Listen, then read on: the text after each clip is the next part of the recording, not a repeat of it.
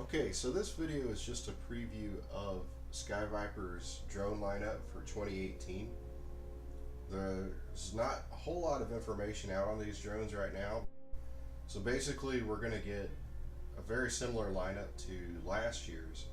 Starting out at the low end of the scale, you've got the Dash, which is basically their nano drone. If I had to guess, it's probably going to be priced around $25. And it's going to have very basic features. The auto hover feature from last year and the one touch stunts. That's all the information I've got on that right now.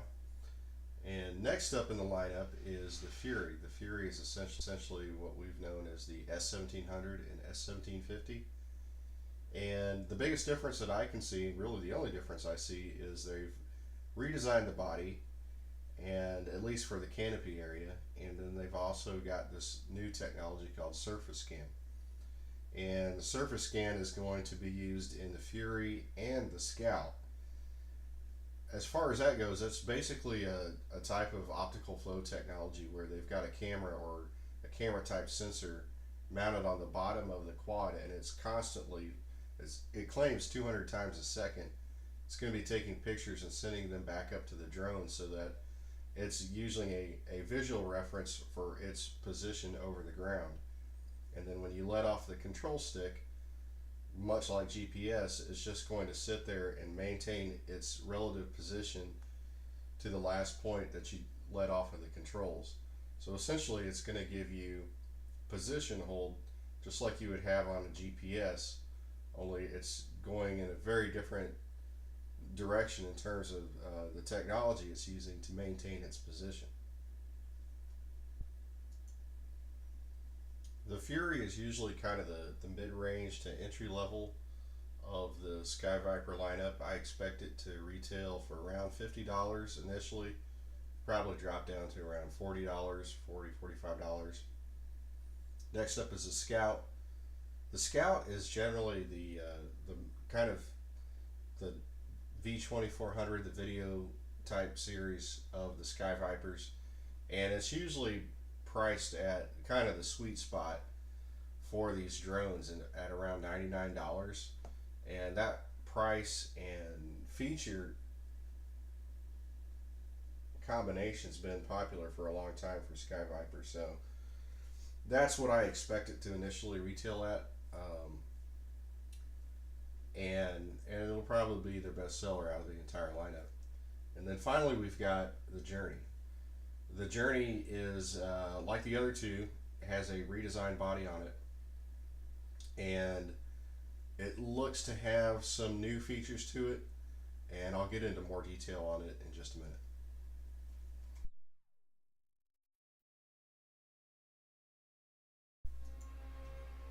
Right now, I don't have any box pictures of the Dash, so I'm going to go straight up to the Fury.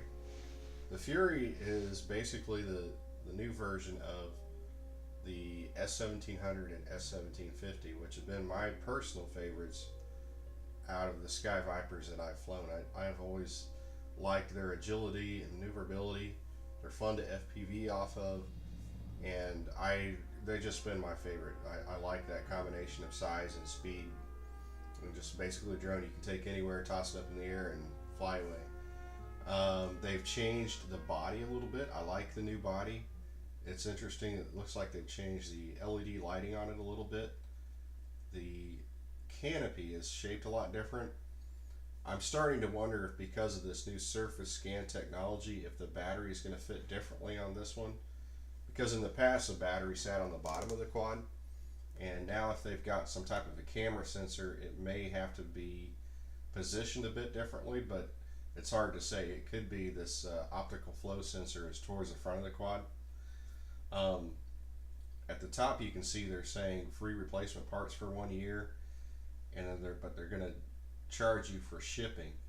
I think that's a nice kind of fig leaf to the longtime customers and especially new customers. They buy these quads, and out of all the parts that are usually going to break, it's the motors. So hopefully they'll have tons of those motors with the gears installed on them already, ready to go for when these quads hit the shelf.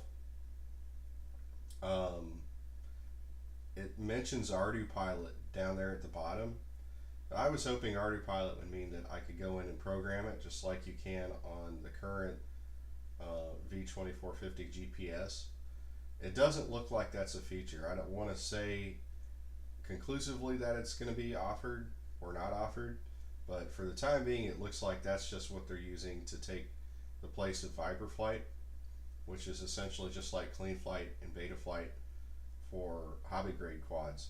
But I'm going to guess all of the rates and flight characteristics are going to be pre-programmed on this one, and you're not going to have the option to go in and adjust it and add acro mode and high rates or low rates. So that's, to me personally, that's a disappointment. That's not really what I was looking for this generation. I think they're kind of missing an opportunity to include acro mode, but it's not 100% up in the air. I don't have all the information on these yet. It could be in there. I'm guessing not. So I think for this particular generation, this isn't going to be the quad that. Okay, so next up in the lineup is the Scout. And I think for this generation, this may be the best kind of middle of the road buy. I don't know what the pricing is going to be. I'm not sure if $99 is even the right price for a 720p camera anymore, but because of that surface scan and position hold, it seems like I've heard that it's going to be good for 100 feet away from the ground. So essentially, as long as you're 100 feet off the ground, the surface scan is going to work and keep your drone locked in place. And if that's the case, that'll really improve this quad, because a lot of these quads have 720p. There's nothing new about 720p video. That's not exactly the cutting edge capability that it was a few years ago. So I don't know if that price and feature combination is going to be right for $99 going into the holiday season of 2018, but I will just say that I think the surface scan and the position hold is a good combination for videography. Even if it's a pretty crude video, there's no image stabilization, it's only 720p, but being able to just take the quad up and then essentially lock it in place. I had no idea how cool of a feature that was until I bought the V2450 GPS, and that is an awesome feature, and it does change the quality of your video, and it actually improves it quite a bit. So that could be a good combination. It'll be interesting to try out, but I think this is the one that I'm going to get. And now at the top of the food chain, we've got the SkyViper Journey. This is essentially the updated version of the GPS. I suspect this one isn't going to launch until probably fall. I could be wrong. There's no information on that yet.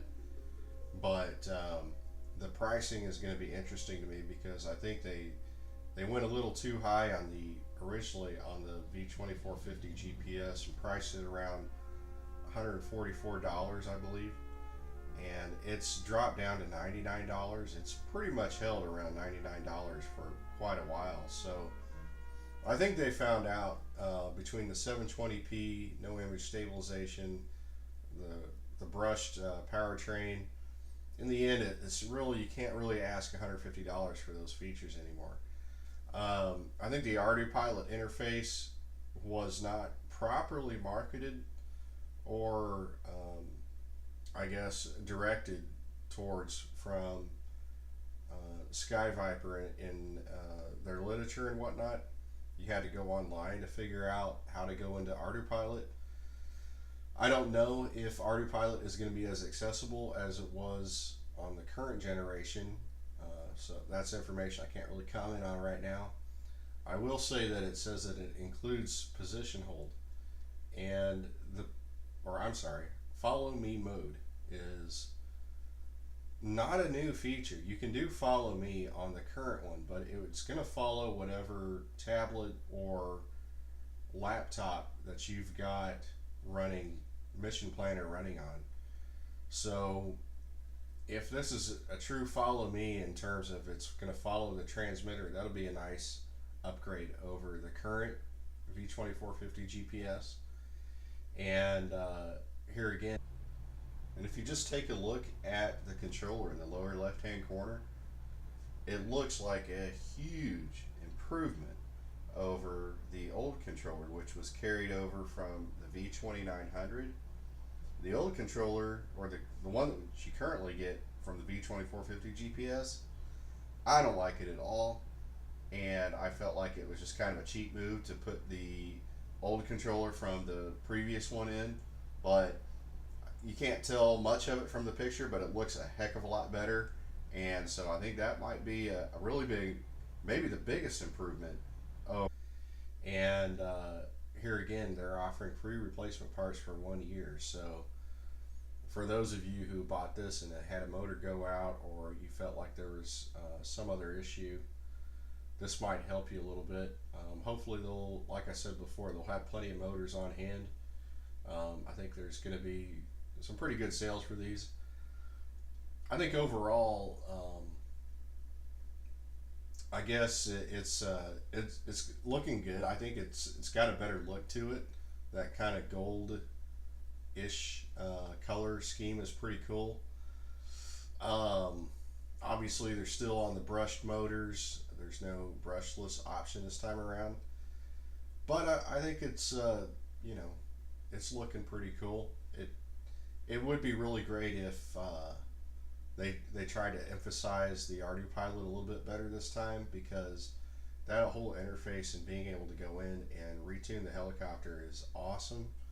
And I don't feel like you're always doing your audience a favor by sort of keeping features away or off the box. I think it's, you know, I say just put it out there and direct people to it, and give them a chance to mess with this stuff. And as long as there's a reset button of some kind, I think it's okay. So that's really all I've got for the new lineup. It's currently on Walmart's website. It's not showing that they're available for order or pickup anywhere yet. So I'm looking for these to start showing up on the shelf around May. My guess is they'll have the Fury and the Scout available first. I think those are probably the best sellers in their lineup. And like I said before, probably the Journey we probably won't see until fall. But nothing's been announced just yet. Last year they kind of snuck them into Target, and I kind of just got lucky and happened to find out they were at Target. So anyway, that's what I know so far, and looking forward to trying out the Scout as soon as it shows up. So stay tuned. Hopefully I'll have one pretty soon. Thanks for watching.